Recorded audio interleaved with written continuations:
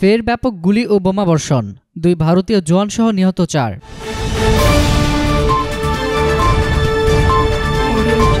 জম্মু কাশ্মীরে ভারতীয় নিরাপত্তা বাহিনীর অভিযানের সময় বিদ্রোহীদের গুলিতে 2 জওয়ান এবং পুলিশের 2 সদস্য নিহত হয়েছেন।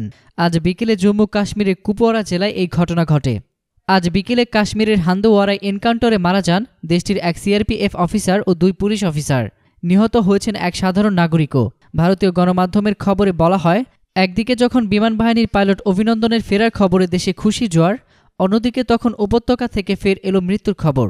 গণমাধ্যমের তথ্য মতে সন্ত্রাসী বিরোধী অভিযানের সময় একজন বন্দুকধারী একটি পরিত্যক্ত ভবন থেকে বের হয়ে এলোপাতাড়ি গুলি চালাতে শুরু করে। এতে ঘটনাস্থলে 2 সেনা ও 2 পুলিশ সদস্য নিহত হন। এছাড়া সিআরপিএফের একজন অফিসার সহ আরও 8 জন আহত হন। নিরাপত্তা বাহিনীর গুলিতে ওই বন্দুকধারীও নিহত হন। এর আগে নিরাপত্তা বাহিনীর 2 সদস্যকে হত্যার কথা জানিয়েছে। ভারতীয় বিমান বাহিনীর পাইলট অভিনন্দন বর্তমানকে ভারতের কর্মকর্তাদের কাছে হস্তান্তর করেছে পাকিস্তান। এই সময় ঢাকের তালে ফুলের মালায় অভিনন্দনকে বরণ করে নেওয়া হয়। আজ বিকেল 4:30টার দিকে পাক সেনার একটি কনভয় ওয়াগায় পৌঁছান অভিনন্দন। ভারতীয় গণমাধ্যমের তথ্য মতে অভিনন্দনকে প্রথমে অমৃতসর এয়ার বেজে নিয়ে যাওয়া হয়। সেখান থেকে অভিনন্দনকে দিল্লি নিয়ে যাওয়া হবে। এর আগে আজ সকালে সড়কপথে তাকে প্রথমে ইসলামাবাদ থেকে লাহোরে নিয়ে আসা হয়। সেখান থেকে বিকেল 4:30টার দিকে ওয়াগা আতারি সীমান্তে পৌঁছায়। অভিনন্দনকে অভিনন্দন জানাতে সকাল থেকে ওয়াগা সীমান্তে হাজির হয়েছেন কয়েকশো মানুষ। সকলেই অধীর আগ্রহে অপেক্ষা করছেন কখন ফিরিয়ে দেওয়া হবে অভিনন্দনকে। 35 বছর বয়সী ওই পাইলটকে বুধবার থেকে পাকিস্তানে বন্দী রাখা হয়েছিল। তার MiG-21 বাইসন যোদ্ধা জেট বিমান জম্মু ও কাশ্মীরের নিয়ন্ত্রণ রেখার কাছে পাকিস্তানের বিমান বাহিনীর জেটে আক্রমণ করেছিল। এরপর তাকে আটক করে পাকিস্তানের সামরিক বাহিনী।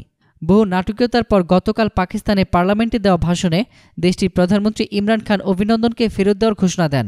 এতে খুশির ফোয়ারা বইছে গোটা ভারত জুড়ে। উইং কমান্ডার অভিনন্দনকে ভারতে ফিরিয়ে আনার রাস্তা ছিল 2টি, তার মধ্যে একটি ওয়াগা আর অন্যটি আকাশপথ। ভারত চায়নি ওয়াগা থেকে ফিরুক অভিনন্দন। ভিড় এবং সংবাদ মাধ্যমকে এড়িয়ে আকাশপথে তাকে ফেরাতে চেয়েছিল ভারত। সেই প্রস্তাবে রাজি হয়নি পাকিস্তান। এনডিটিভির খবরে বলা হয়েছে, অভিনন্দন বর্তমানকে যাতে ছেড়ে দেওয়া হয় সেজন্য ইসলামাবাদের ওপর চাপ তৈরি করেছিল যুক্তরাষ্ট্র ও সৌদি আরব। এই অধ্যায় শুরু থেকেই ভারতের লক্ষ্য ছিল আন্তর্জাতিক স্তরে পাকিস্তানকে চাপে ফেলা। তবে ভারত সরকারের তরফে এই খবরের ব্যাপারে কোনো মন্তব্য করা হয়নি। তবে আমেরিকার ভূমিকা যে ছিল সেটা নিয়ে সন্দেহের তেমন কোনো অবকাশ নেই। এদিকে অভিনন্দনকে পাকিস্তানের রাজধানী ইসলামাবাদ থেকে তাকে লাহোরে নেওয়া হয়। ইসলামাবাদ থেকে লাহোরে হয়ে ওয়াগা আতরি সীমান্তে তাকে নিয়ে যাওয়া হয়। সেখানেই তাকে মুক্তি দেওয়া হবে। ইতিমধ্যে ভারতের সীমান্ত এলাকায় অভিনন্দনকে বরণ করে নিতে উৎসবের ফোয়ারা শুরু হয়ে গেছে। ভারতের 3 বাহিনীর কর্মকর্তাদের পাশাপাশি সাধারণ মানুষও যোগ দিয়েছেন এই আনন্দ উৎসবে। 2 দেশের মধ্যে শান্তি প্রতিষ্ঠার লক্ষ্যে আটক ভারতের পাইলটকে মুক্তি দিচ্ছে পাকিস্তান। গতকাল পাক ন্যাশনাল অ্যাসেম্বলিতে এমন ঘোষণা দেন পাকিস্তানের প্রধানমন্ত্রী ইমরান খান। পাইলটকে মুক্তি দেওয়ার কারণ হিসেবে ইমরান খান বলেছেন, শান্তির বার্তা দিতেই ভারতীয় পাইলটকে মুক্তি দেওয়া হচ্ছে। তবে তিনি এও হুঁশিয়ারি দেন যে পাইলটের মুক্তির সিদ্ধান্তকে পাকিস্তানের দুর্বলতা ভাববেন না। ভারত পাকিস্তান উত্তেজনার সর্বশেষ খবরের আপডেট পেতে আমাদের চ্যানেলটি সাবস্ক্রাইব করে আমাদের সঙ্গেই থাকুন। ধন্যবাদ।